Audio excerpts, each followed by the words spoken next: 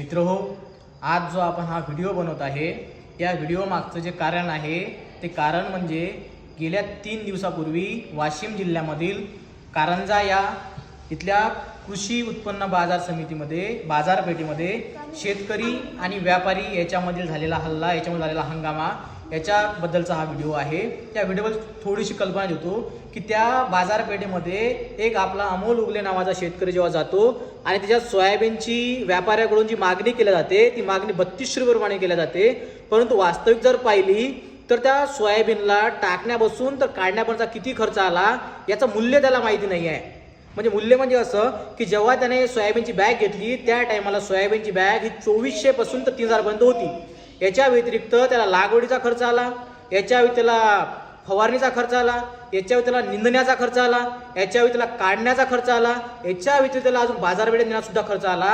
परंतु हे सगळं केल्यानंतर त्याचा पूर्ण जर आपण जर खर्च पाहिला तो खर्च मिनिमम हा 5000च्या वर आणि 6000 आसपास होतो आणि त्याला व्यापारी हा सोयाबीन 3200 मागतो। मित्र हो, परिस्थिती अशी आहे या देशामध्ये हा माझ्या हातात हा जो मोबाईल दिसतो आहे हा मोबाईल ज्या कंपनीने बोलवला आहे त्या मोबाईलची किंमत ठेवण्याचा अधिकार त्या कंपनीला आहे।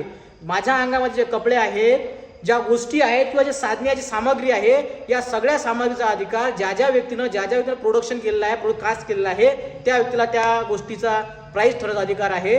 परंतु या जगामध्ये या भारतामध्ये जो आपला शेतकरी आहे या देशामध्ये शेतकऱ्याला पोशिंदा वगैरे अशा काही गोष्टीनं सन्मानित केले जाते, परंतु शेतकऱ्याच्या बाजारभावामध्ये किंवा शेतकऱ्याला स्वतःच्या मालाचा बाजारात स्वतःचा प्राइस ठेवण्याचा अधिकार नाही आहे। तर हे जो प्राइस ठेवतो, जो मालाला हमी देतो याला ठेवणारे हे दलाल आहेत आणि कुठेतरी आपल्या सुजन लोकांनी शेतकऱ्यांनी या गोष्टीवर चिंतन मनन करण्याची गरज आहे आणि येणाऱ्या काळामध्ये आपल्याला शेतकरी हिताचे कायदे बनवणे गरजेचे आहे। याच्यावर आपण सगळ्यांनी विचार विनिमय केला पाहिजे।